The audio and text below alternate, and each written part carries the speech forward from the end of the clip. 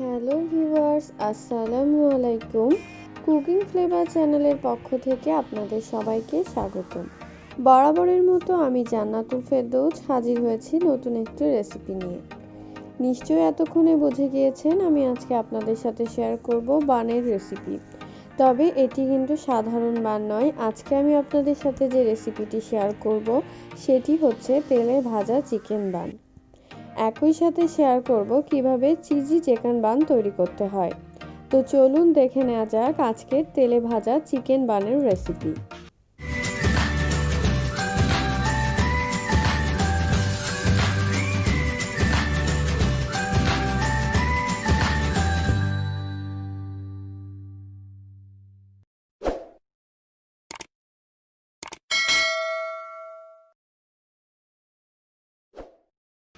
এখন আমি বানের জন্য ডো তৈরি করে নিব। এজন্য আমি এখানে একটি বোলে 1 কাপ পরিমাণ উষ্ণ গরম পানি নিয়ে নিয়েছি। অবশ্যই খেয়াল রাখতে হবে পানিটি যেন খুব বেশি গরম না হয়। একটা আঙুল ডুবিয়ে রাখা যাবে এমন উষ্ণ গরম পানি হতে হবে। এই উষ্ণ গরম পানির মধ্যে আমি এবার দিয়ে দিব 2 টেবিল চামচ পরিমাণ চিনি এবং স্বাদমতো লবণ। চিনি এবং লবণ ভালোভাবে পানির মধ্যে মিশিয়ে নিব। চিনি এবং লবণের পরিমাপটা আপনার স্বাদের উপর ডিপেন্ড করে কম বেশি হতে পারে।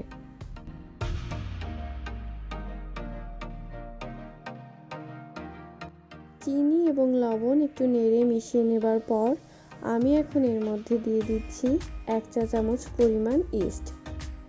চেষ্টা করবেন ভালো ব্র্যান্ডের ইস্ট ব্যবহার করতে এবং পানির তাপমাত্রাটা অবশ্যই খেয়াল রাখবেন। উষ্ণ গরম পানি না হলে কিন্তু ইস্ট কোনোভাবেই অ্যাক্টিভ হবে না। এবার আমি একটি প্লাস্টিক র্যাপার দিয়ে মিশ্রণটিকে 15 মিনিটের জন্য ঢেকে রাখবো। প্লাস্টিক র্যাপার না থাকলে যে কোনো ঢাকনা দিয়ে একটু গরম স্থানে মিশ্রণটিকে ঢেকে রাখতে হবে। 15 মিনিট হয়ে গিয়েছে। এবার প্লাস্টিক র্যাপারটা তুলে নিচ্ছি। দেখুন ইস্ট অনেকটা ফুলে উঠেছে, অর্থাৎ ইস্ট অ্যাক্টিভ হয়ে গিয়েছে।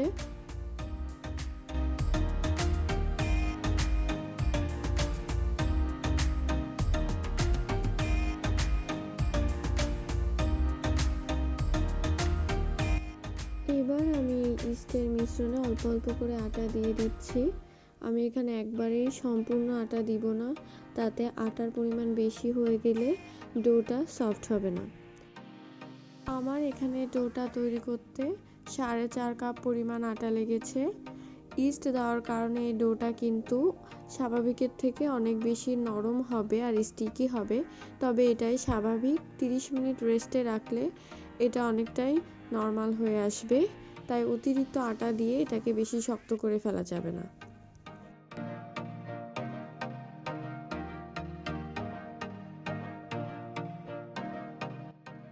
এবার ডোটিকে একটি প্লাস্টিক র্যাপার দিয়ে ঢেকে গরম স্থানে 30 মিনিটের জন্য রেস্টে রাখতে হবে।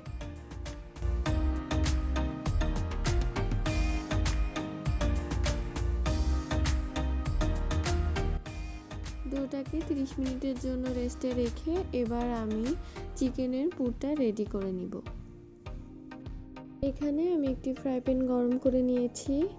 এবার এই ফ্রাই প্যানে আমি দিয়ে দিব 3 টেবিল চামচ পরিমাণ সয়াবিন তেল।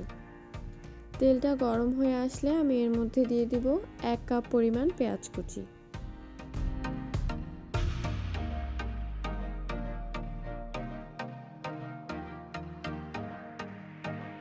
কিছুক্ষণ নাড়াচাড়ার পর পেঁয়াজটা একটু নরম হয়ে আসলে এর মধ্যে দিয়ে দিব সামান্য পরিমাণ লবণ। লবণটা দেওয়ার সময় অবশ্যই খেয়াল রাখতে হবে আমরা এখানে সয়া সস ব্যবহার করব, তাই বেশি পরিমাণ লবণ দেওয়া যাবে না। সসে এমনিতেই অনেক লবণ থাকে, তাই খুব সাবধানের সাথে অল্প পরিমাণ লবণ দিতে হবে। এরপর আমি এর মধ্যে দিয়ে দিব কাঁচা মরিচের কুচি। আপনারা চিকেন বানটা কতটা ঝাল খাবেন তার উপর ডিপেন্ড করে স্বাদ অনুযায়ী কাঁচামরিচ দিয়ে দিবেন।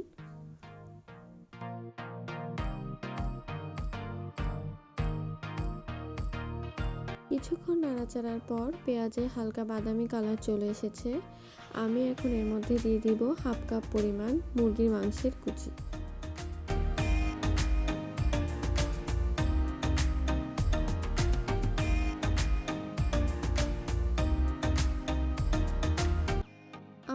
পুরো রান্নাটা মিডিয়াম হিটে করেছি।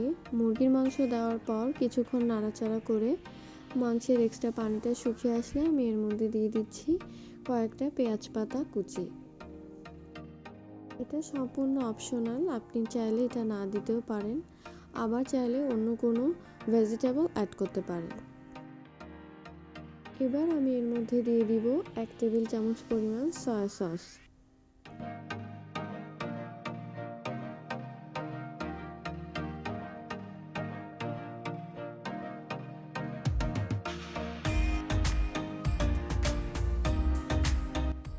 দিয়ে দিব 1 টেবিল চামচ টমেটো সস। এরপর দিচ্ছি হাফ চা চামচ পরিমাণ চিনি এবং হাফ চা চামচ পরিমাণ শুকনো মরিচের গুঁড়ো।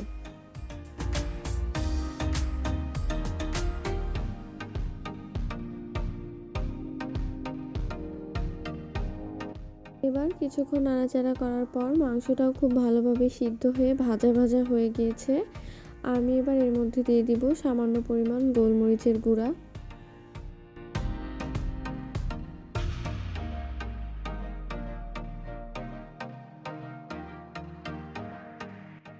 দেখুন মাংসের পুরে কি সুন্দর একটা কালার চলে এসেছে। মাংসের পুরটা একদম ভাজা ভাজা হয়ে গিয়েছে। এবার আমি কিছুক্ষণ নেড়ে চেড়ে চুলাটা বন্ধ করে দিব। এদিকে 30 মিনিটের জন্য ঢেকে রাখা ময়দার ডোটা অনেকটাই ফুলে উঠেছে। এবার আমি এটাকে চেপে চেপে এক্সট্রা বাতাসটাকে বের করে দিব। এবার হাতে সামান্য পরিমাণ তেল অথবা ময়দা মেখে এই ডোটিকে কিছুক্ষণের জন্য ভালোভাবে মুথে নিতে হবে। ডোটিকে খুব ভালোভাবে মুথে নিয়ে আমি এখানে 2টা বন হবে এই পরিমাণ ডো নিয়ে নিয়েছি। বন বানানোর জন্য খুব বেশি পরিমাণে ডো নেওয়া যাবে না, কারণ খেয়াল রাখতে হবে ভাজার পর কিন্তু এই ডোটা ফুলে 2 থেকে 3 গুণ পরিমাণ বেড়ে যাবে। হাতে সামান্য পরিমাণ ময়দা মেখে এই ডো থেকে অর্ধেক পরিমাণ ডো নিয়ে খুব ভালোভাবে প্রথমে একটি গোল বলের মতো তৈরি করে নিব। গোল বলের মতো তৈরি করার পর এটাকে আস্তে আস্তে একটা বাটির মতো শেপ দিতে হবে। এবার এই ডোয়ের মধ্যে আমি দিয়ে দিচ্ছি আগে থেকে করে রাখা সেই মাংসের পুর এবং গ্রেট করে রাখা মোজারেলা চিজ। অবশ্যই একটা জিনিস খেয়াল রাখবেন, খুব বেশি পরিমাণ মাংসের পুর দিয়ে ভরতে যাবেন না, তাতে কিন্তু বনটা সুন্দর হবে না।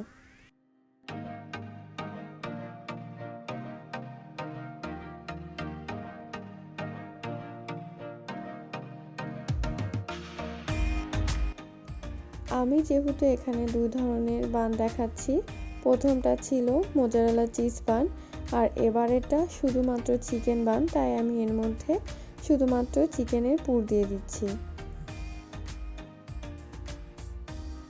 দেখুন আমি একটা ট্রের উপরে সামান্য পরিমাণ আটা ছড়িয়ে দিয়ে তার উপর আমার বানিয়ে রাখা চিকেন বানগুলোকে রেখেছি। আমি কিন্তু আমার সব বানগুলোকে ওই ছোট সাইজের বানটার মতো করে তৈরি করেছিলাম। অন্য বানগুলোকে তৈরি করতে করতে বাকি বানগুলো কিছুটা ফুলে উঠেছে এবং ভাজার পর বানগুলো আরও ফুলে উঠবে। এবার আমি এই চিকেন বানগুলোকে তেলে ভেজে নিব। এজন্য আমি এখানে একটি ফ্রাই প্যান গরম করে নিয়েছি। এবার আমি এর মধ্যে দিয়ে দিচ্ছি তেল। বানগুলো যাতে খুব বেশি তেল তেলে না হয় তাই আমি এখানে ডুবো তেলে ভাজছি না, আপনারা চাইলে ডুবো তেলে ভাজতে পারেন। বানটার অর্ধেকটা যেন তেলে ডুবে থাকে সেই পরিমাণ তেল নিয়ে নিলেই হবে। তেল হালকা গরম হবার পর আমি এর মধ্যে চিকেন বানটা দিয়ে দিব। যেহেতু চিকেন বান ফুলে অনেকটা বড় হবে তাই এখানে একবারে সবগুলো বন বা বেশি পরিমাণ বন ভাজা যাবে না।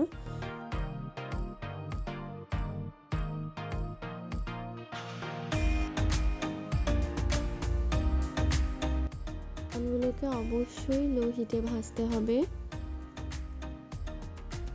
কিছুক্ষণ ভাজার পর বনের এক সাইডে কালার চলে এসেছে। এবার আমি বনটিকে উল্টে দিব।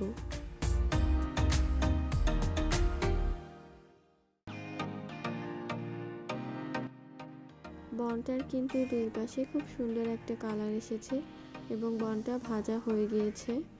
এবার চাইলে বনটাকে কাট করে ঘুরিয়ে ঘুরিয়ে বনের 4 সাইডেও এই সুন্দর কালারটা নিয়ে আসতে পারেন।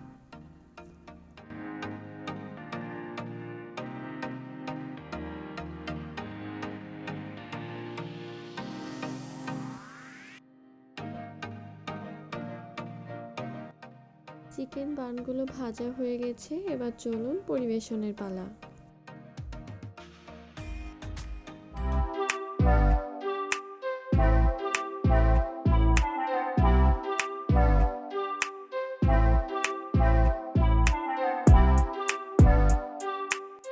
তো ভিউয়ার্স, এইটা ছিল আমাদের চিজ ছাড়া চিকেন বান এবং এইটা চিজ দেওয়া।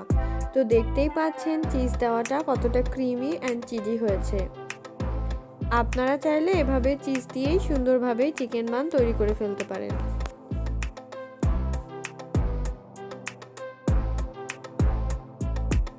তো এইভাবে সহজে বাসায় বানিয়ে ফেলতে পারেন তেলে ভাজা মজাদার চিকেন বান, আর পরিবারের সবাইকে নিয়ে উপভোগ করতে পারেন। এছাড়া বাচ্চাদের টিফিন ও বাসায় মেহমান আসলেও পরিবেশন করতে পারেন খুব সহজেই। সামনে দেখা হবে নতুন কোনো ভিডিও নিয়ে। ততদিন সবাই ভালো থাকবেন, সুস্থ থাকবেন। আর ভিডিওটি ভালো লাগলে অবশ্যই লাইক, কমেন্ট আর সাবস্ক্রাইব করে পাশে থাকবেন। আল্লাহ হাফেজ।